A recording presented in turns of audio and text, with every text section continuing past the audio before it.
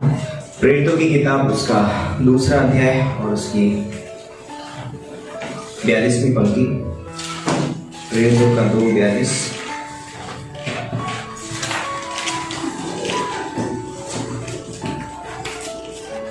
पढ़ सकते हैं। यह लिखा है, और वे प्रेरितों से शिक्षा पाने और संगति रखने में और रोटी तोड़ने में और प्रार्थना करने में लौलीन रहे। आइए हम प्रार्थना करते हैं। परमेश्वर पिता, हम धन्यवाद देते हैं इस खूबसूरत समय के लिए, इस दिन के लिए। पिता परमेश्वर, तेरे नाम को ऊंचा उठाते हैं, तेरी महिमा तेरी स्तुति करते हैं। पिता परमेश्वर, मेरे मुख को जो इसे पवित्र कर, इसे मेरे लिए परमेश्वर परंतु तेरे वचन निकले, वचन के द्वारा तो अपने लोगों से बातें कर, पवित्र आत्मा के द्वारा प्रभु यीशु मसीह के नाम से मांगते हैं। ओके, यहाँ पर कुछ चीजें लिखी हैं 42वीं पंक्ति में।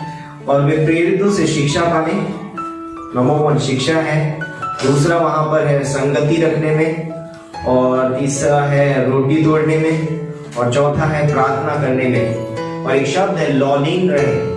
लौलीन का मतलब है यानी कि खो जाना, है ना, किसी चीज में एकदम खो जाना। तो मैं ये चारों चीजों के बारे में बात नहीं करूंगा, सिर्फ एक चीज के बारे में आज हम बात करेंगे, और वो है संगति, फेलोशिप, है ना। आज हम संगति के विषय में बात करेंगे, क्यों एक विश्वासी को संगति में रहना जरूरी है ना।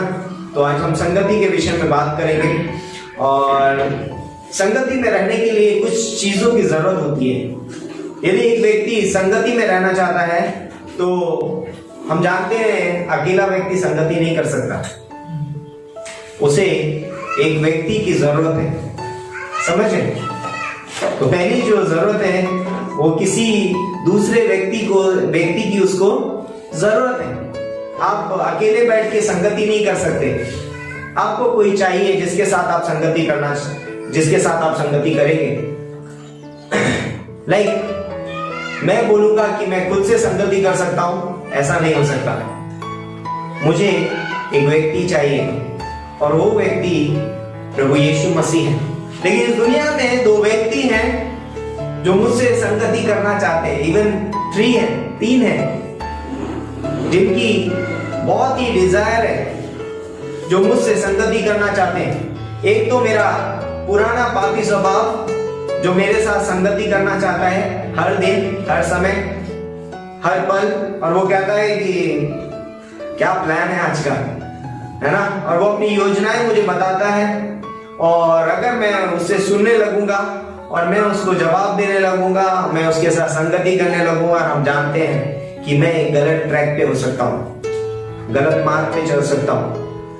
एक और व्यक्ति है, ये संसार का सिस्टम, ये संसार भी मुझे अपनी ओर आकर्षित करता है संगति करने के लिए, और कई बार हम उस संसार के साथ भी संगति कर सकते हैं यदि हम विश्वास से ना चल के दृष्टि से चलते हैं, है ना। यदि हम आंखों से चलते हैं, हम जानते हैं उत्पत्ति के 16वें अध्याय में, 15वें 13वें अध्याय में, शायद से 13वें 14वें अध्याय में, वहां पर लूत की कहानी है उत्पत्ति में, और वहां पर लूत ने बोलता है कि सदोम की ओर अपनी आंखें उठाकर देखा, और उसने वहां पर हरियाली देखी, और जब उसने हरियाली देखी उसने उस भाग को चुना, और जब उसने चुना तो वो उसकी ओर गया और वहां पर जाकर बस गया। अब वो सदोम और अमोरा के लोगों के साथ संगति करता है, और हम जानते हैं बाइबल बताती है कि वो स्थान में बोलते हैं कि सदोम और अमोरा के लोगों के साथ उसने संगति की है, और बहुत अलग तरीके का उसका व्यवहार हो गया है, और हम जानते हैं वहां के लोग बहुत दुष्ट हैं। लेकिन एक व्यक्ति, दूसरा व्यक्ति है अब्राहम, जिसने परमेश्वर का इंतजार किया और वो परमेश्वर के साथ संगति करना चाहता है। वो बहुत अद्भुत है। और यहाँ पर बोलता है कि चौथा एक और व्यक्ति है, वो है हमारे लिए प्रभु यीशु मसीह, पवित्र आत्मा, परमेश्वर। 3 व्यक्ति, 3 जन जो मुझे गलत रास्ते पर ले जाने के लिए मुझसे संगति करते हैं, और 3 व्यक्ति जो मुझे अच्छे मार्ग पर ले जाने के लिए मेरे साथ संगति करना चाहते हैं, जो आत्मिकता में मुझे बढ़ा सकते हैं। यहाँ पर ये मुझे शारीरिक रूप में बढ़ाएंगे, गलत विचारों में बढ़ाएंगे, पाप में बढ़ाएंगे, लेकिन यहाँ पर ये मुझे आत्मिकता में बढ़ाएंगे। पवित्र आत्मा मेरे साथ संगति करना चाहता है, यीशु मसीह मेरे साथ संगति करना चाहता है और परमेश्वर मेरे साथ संगति करना चाहता है। तो संगति करने के लिए कुछ चीजें, लाइक हमने बोला कि दो व्यक्तियों को होना जरूरी है। पहली चीज है, बोलते हैं कि उनका स्वरूप एक जैसा होना बहुत जरूरी है। राइट, वो स्वरूप एक जैसा होना बहुत जरूरी है। एक जानवर एक मनुष्य के साथ संगति नहीं कर सकता। मालूम, मैं बोलूंगा कि चलो मैं किसी जानवर के साथ, उधर वो कुत्ता बैठा है या कोई भी है, मैं उसके साथ संगति कर लूंगा, नहीं कर सकते, क्योंकि हमारा और उसका स्वभाव एक जैसा नहीं है। यदि आपको संगति करनी है तो एक जैसा स्वभाव होना बहुत जरूरी है। लाइक इस दुनिया में यदि मनुष्य किसी के साथ संगति कर सकता है तो वो है परमेश्वर, एक सच्ची संगति करने के लिए। क्योंकि उत्पत्ति का 1:26 और 27 में लिखा है, परमेश्वर ने कहा आओ हम मनुष्य को अपनी समानता और अपने स्वरूप में बनाए। हम परमेश्वर के स्वरूप में बनाए गए हैं, इसलिए हम परमेश्वर के साथ संगति कर सकते हैं। और परमेश्वर ने जब आदम को बनाया, बोलता है कि वो उसके साथ संगति करता था। अदन की वाटिका में वो परमेश्वर उसके गले में हाथ डाल के घूमता था। इमेजिन करिए, कल्पना करिए कि वो परमेश्वर आदम को अपने एक दोस्त की तरह, एक बेटे की तरह उसको क्या है लेकर के पूरे अदन की वाटिका में घूमता, उसके साथ संगति करता है। क्योंकि दोनों स्वभाव में एक समान है, दोनों पवित्र हैं, ये दोनों पवित्र हैं और पवित्रता की वजह से उनकी संगति होती है। और हम जानते हैं एक समय आया जब उनकी संगति टूट गई। कैसे टूटी? पाप बीच में आ गया। बोलते कि पाप जो है वो संगति को क्या कर देता है? तोड़ देता है। और यहाँ पर पाप बीच में आया और उन दोनों की संगति क्या हो गई? टूट गई। सॉरी, मैंने स्वरूप बोला था, स्वभाव बोला, स्वरूप बोला था पहले में। दूसरा है स्वभाव एक जैसा होना बहुत जरूरी है।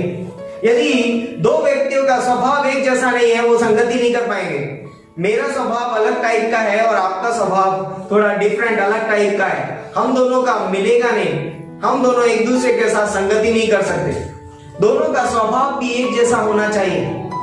और हम जानते हैं परमेश्वर ने हमें अपना स्वभाव दिया, पवित्रता का स्वभाव, स्वरूप दिया उसके जैसा, स्वभाव भी उसके जैसा दिया है। तो बोलते हैं कि एक विश्वासी का जो स्वभाव है, उसके पास एक नया स्वभाव है।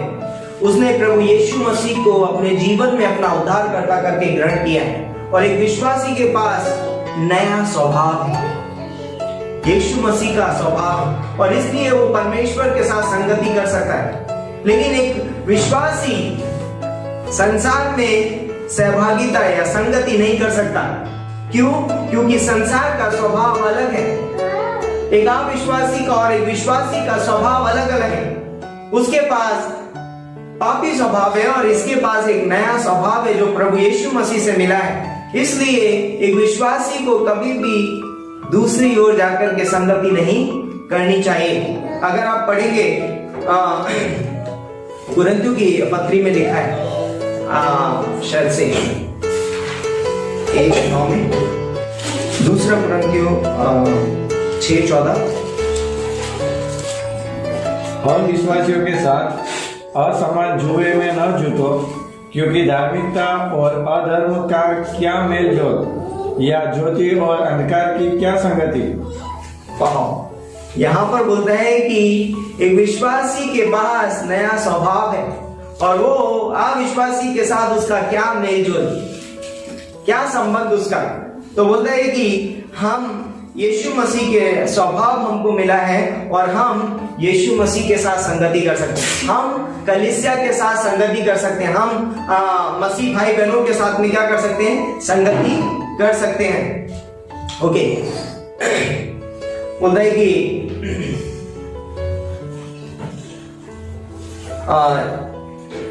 जब इंसान ने पाप किया, आदम ने जब अदन की वाटिका में पाप किया तो उसने परमेश्वर का स्वभाव खो दिया था और इसलिए बोलता है कि अब वो परमेश्वर के साथ में संगति नहीं कर सकता।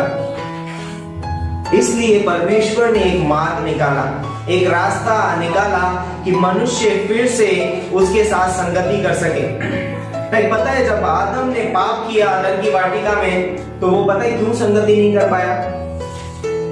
क्योंकि अब वो उसको ठीक करने की कोशिश में लगा हुआ था।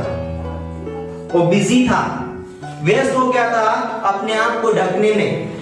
वो समय था परमेश्वर के साथ संगति करने का, लेकिन वो तो अंजीर के पत्ते बना बना के लंगोट बना रहा था, अपने लिए वस्त्र तैयार कर रहा था, ताकि वो परमेश्वर के सामने अच्छा दिख सके।